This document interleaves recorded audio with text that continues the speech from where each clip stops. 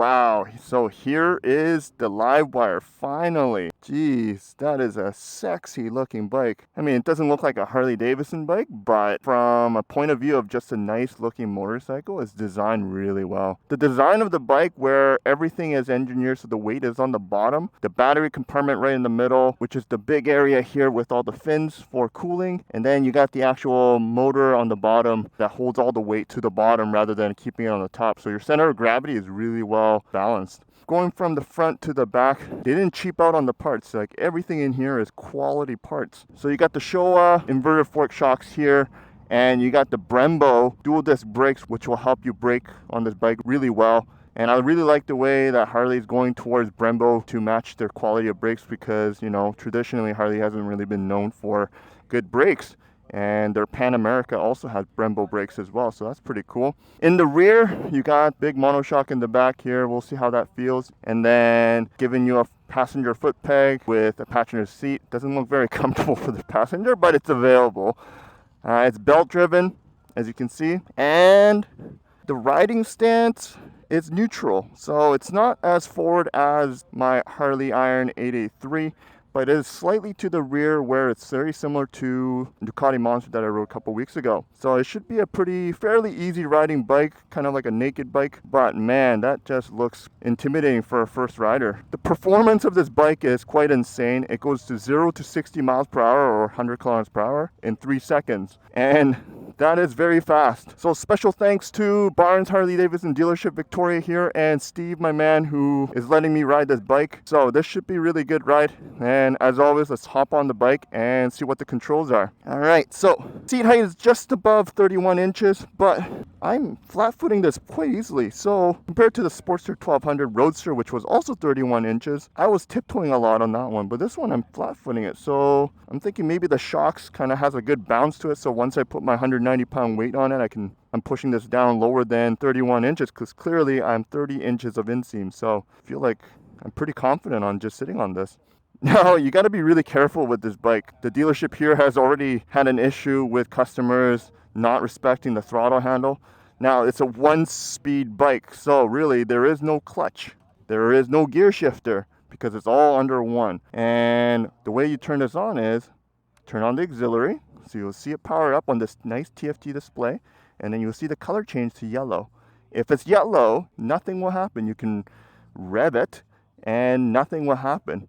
But as soon as you press this ignition switch, this will turn green, which I'll show you later. And then at that point, you won't hear anything, which is the dangerous part. As soon as you pull on the throttle, the bike's gonna go.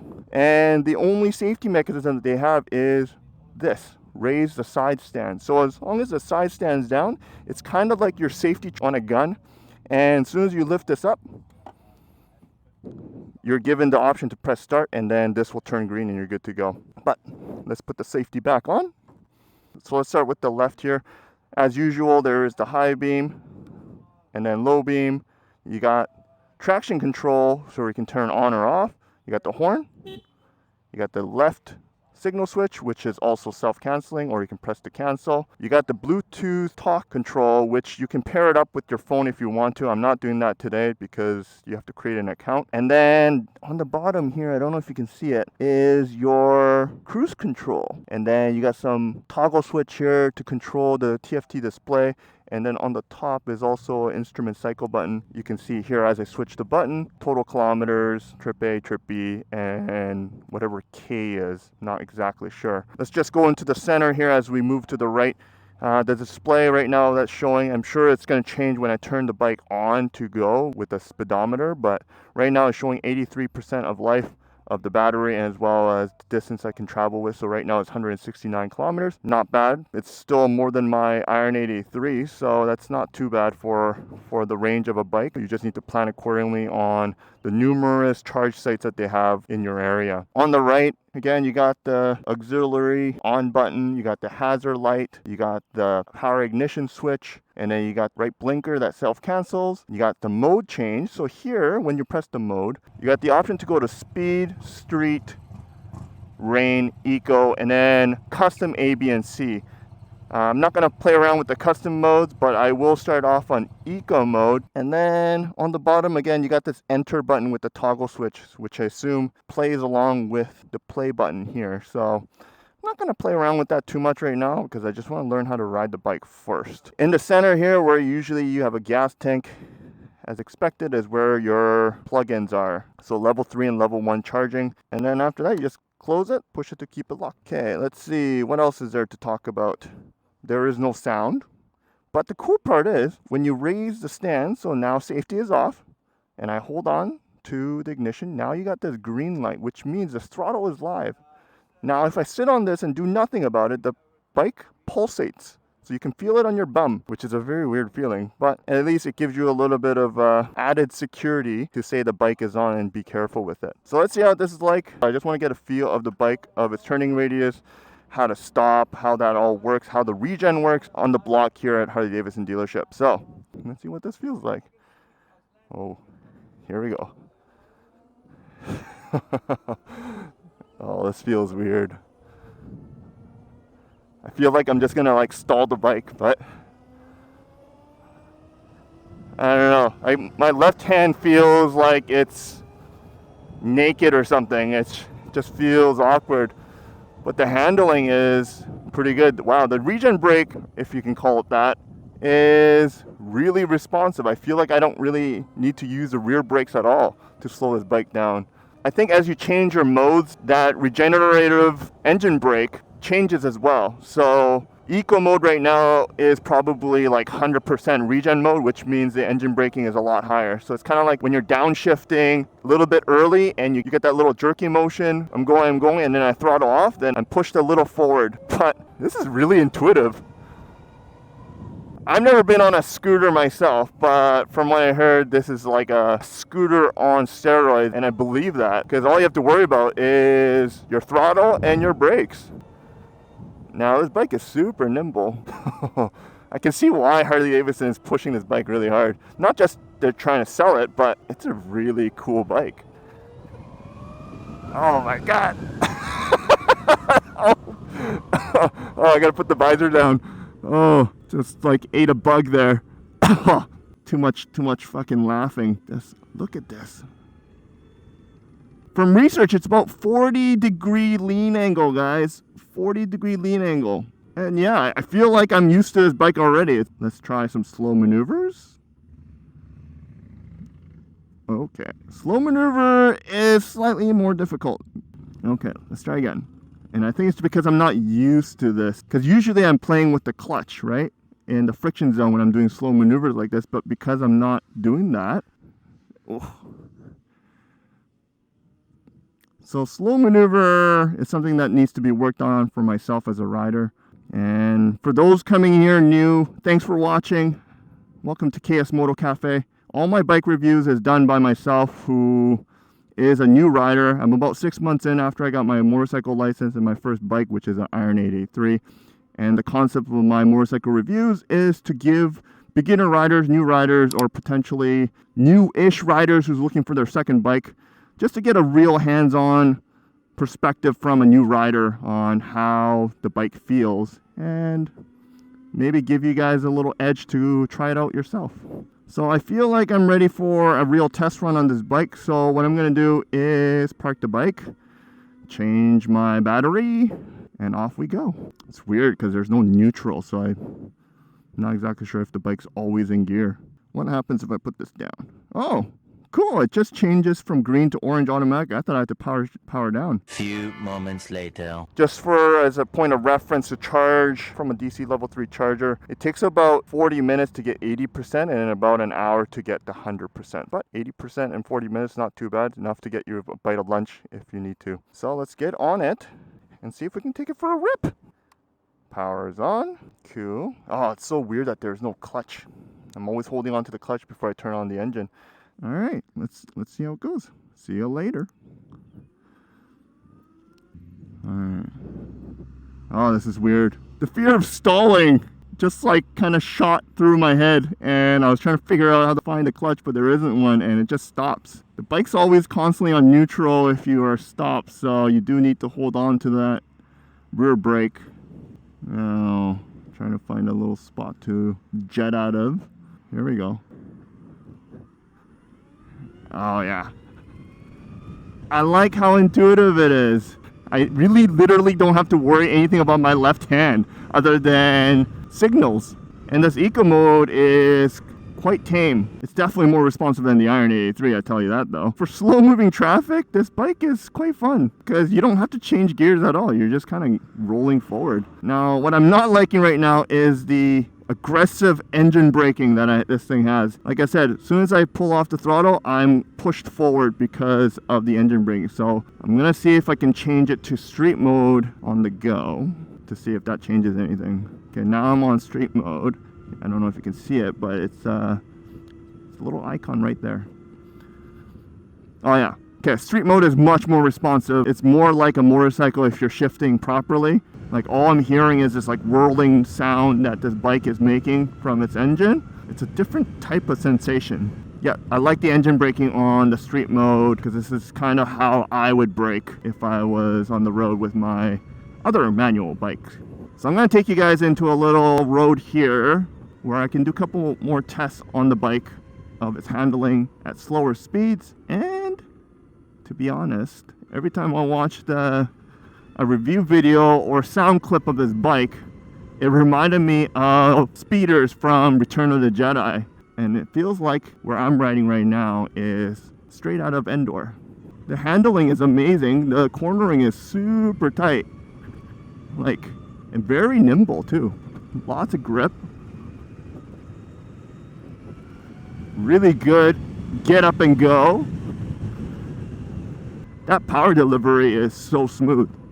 And you're really high up. So that 31 inches of seat height, as well as the riding stance that you have, which is more closer to a naked bike or a roadster.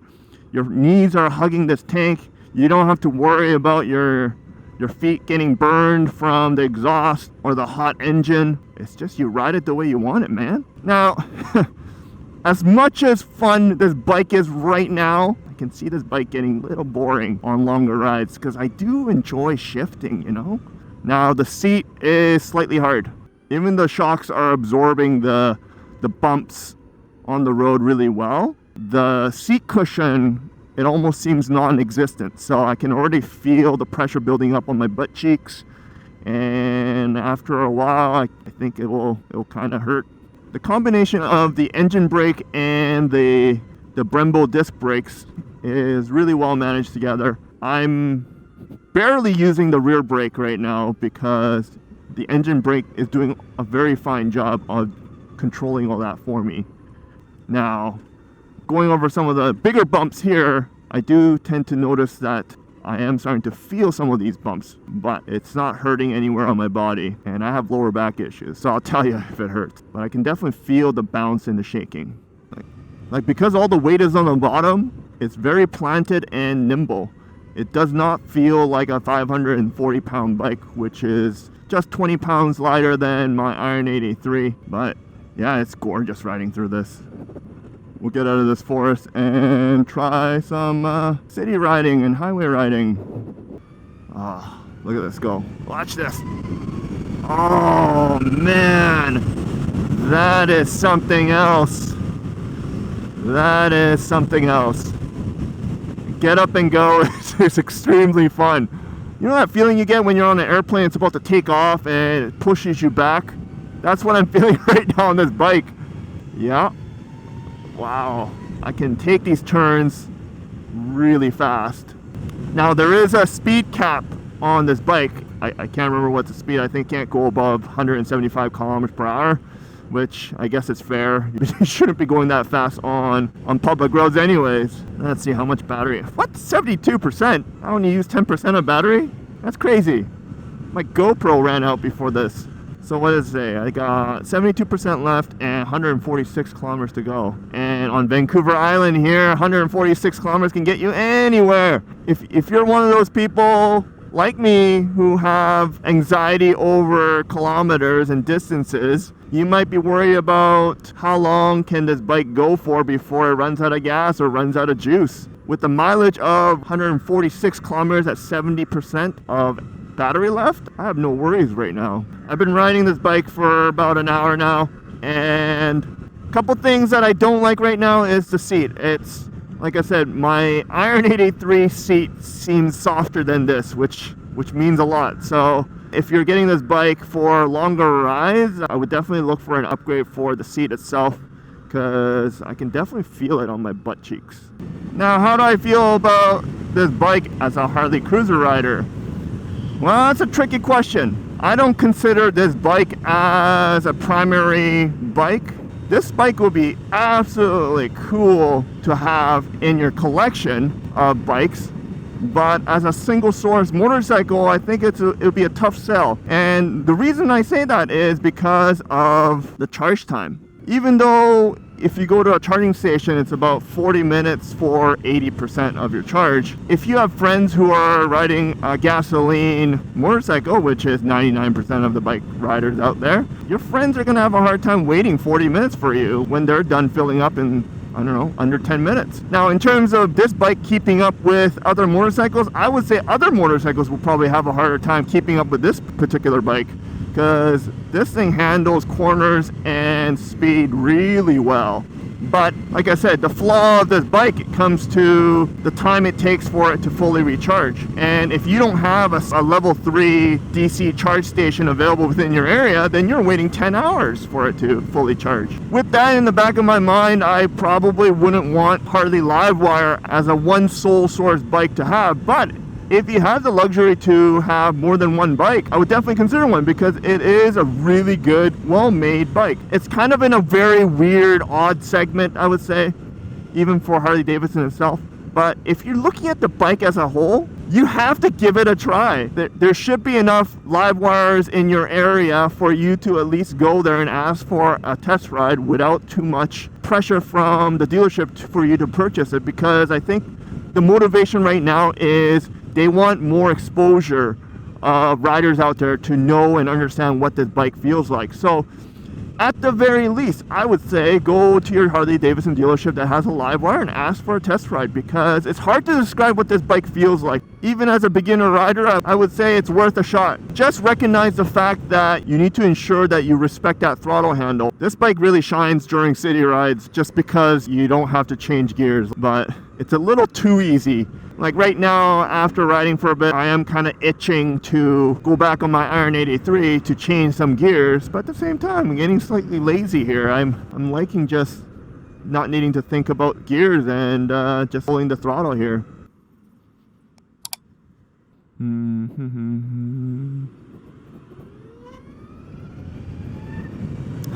Oh man, I love just leaving people in the dust with this bike.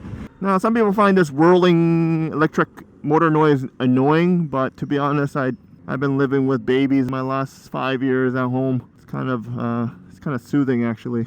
This is cool. I like doing this. It feels pretty cool to just stop at a light and I don't have to change the neutral. I can put my hands off, and then as soon as it's green, I can quickly just plop the throttle, and here we go. It's relaxing. It's a good bike. It's a relaxing bike. It'd be nice if they can let me bring this to a track, because I think that's when you'll convince a lot of sport bike riders out there. I just want to do more get up and go. The acceleration is pretty addicting. Even during turns like this. Oh, fuck. So I feel it in my tummy. I feel it in my stomach. Before I go back to the dealership, let's take it to the regular highway. I don't think I've done enough highway riding with this. See if I can close the gaps. Let's see.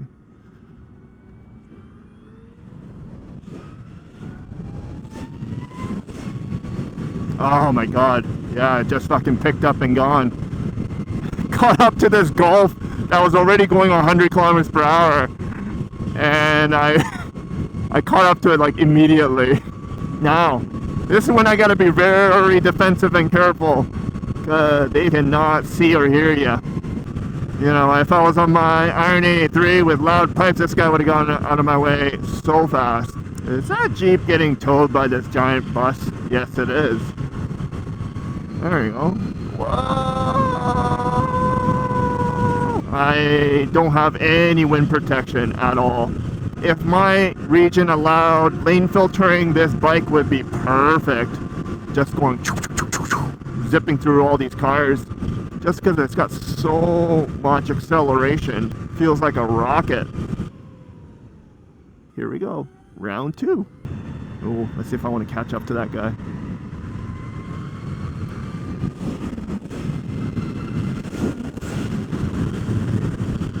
There we go. Easy. Look how fast I caught up to this red motorcycle. That was going pretty fast himself. He's not gonna know I'm here. What's up, buddy? It's funny how sound changes the way you feel on a bike. Even though this bike is super fast and fun, I miss the sound of an engine and exhaust. I guess it's like my lifetime of expectation of a motorcycle where I expect an exhaust sound, whether it's a sport bike sound or a cruiser Harley sound. It just takes time for you to get used to it, I guess. It does feel pretty cool though. Like I'm way into the future, where this bike should belong, I don't know, 10 to 15 years from now, where everybody will be on e-bikes. And you know what? There's probably some merit to that. I think this bike is a little bit too ahead of its time. If Harley Davidson released this even 5 years from now, I think would have a better reception than it is now. Because the prototype of this came out in 2014, and then it was actually released for 2019. And currently it's only 2020 versions that's out there, and there is no 2021 because there's already way too many 2020s out there that hasn't sold yet. Alright, so we're back to the Barnes Harley Davidson dealership. Let's do a side-by-side with my Iron 883.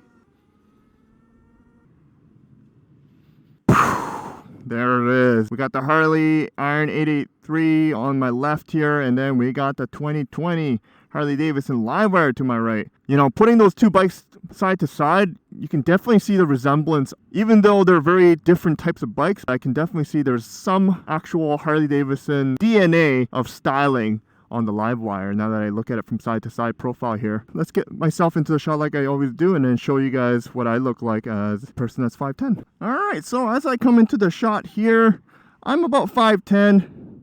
My inside inseam without the boots is about 30 inches. And then on my left here is the 2020 Harley Davidson Livewire. And on my right here is 2020 Sportster Iron 883, which is my personal bike and my first bike that I bought 6 months ago. So as I sit on my Iron 883, it's about 26 inches of seat height. It's a mid control, so compared to the Livewire, it's slightly more forward. As I put my foot up, I get a nice bend of 90-degree angle for my legs, which is very comfortable for me. As for my rider ergonomics, from my handlebar to the foot peg to my ass, I get this really nice rider's triangle that I've come really comfortable with as a new rider. And it feels really nice because I'm mostly straight up when I'm riding. Now, as I move over to the Livewire, this seat itself is 31 inches. And when I sit on it, surprisingly though, when I put my 190-pound weight on it, I can still flat foot this bike and I still have a slight bend on my knee. So I thought that was pretty surprising. In terms of where the foot pegs are, my iron was around here. This one's slightly to the rear, so it's kind of like a naked bike stance. I'm still comfortable with the slight bend on my knee, but I don't really feel crammed up. There is a nice soft spot here, part for your knee to rest on. So you can really hug this area where you feel like you have good control over the bike. Now that the handlebar feels slightly wider than the Iron 883, but when I have my rider's triangle from my handlebar to my ass to the foot peg, the rider triangle is slightly tighter, right? From the hand to my ass is about a straight line as possible. And then there's a shorter distance between my ass to the foot peg. So it is a tighter triangle, but I had no issues when I was riding this bike. No pain on my back for someone who actually has back pain. So it felt really good. Felt like a naked bike, kind of like the Ducati Monster 821 that I rode a couple weeks ago. And yeah, the rider ergonomics was pretty good. As a beginner rider, I think it's worth a shot. I mean, definitely try it out. Make sure that you have somebody that is knowledgeable about the Livewire to teach you through it, and making sure to remind you that if you see the green indicator on the bike, it means as soon as you pull on the throttle, it's going to go ahead forward.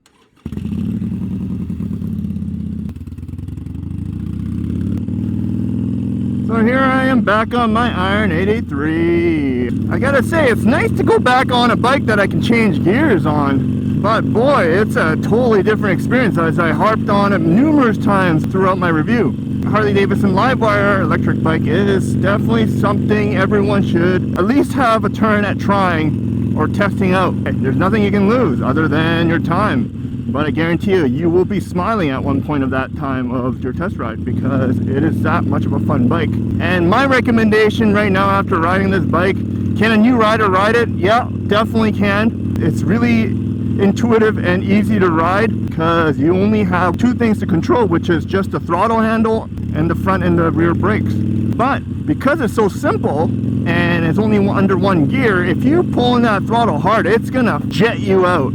So just be careful if you're a new rider testing out for the first time. Make sure you listen to what your sales representative tells you, because there has been accidents where customers thought they can rev the bike without any consequences, and then the bike just goes and smashes into a wall or a tree. And yeah, that actually happens far too often at the dealership. So don't be that guy. Now, who would I recommend that type of motorcycle for?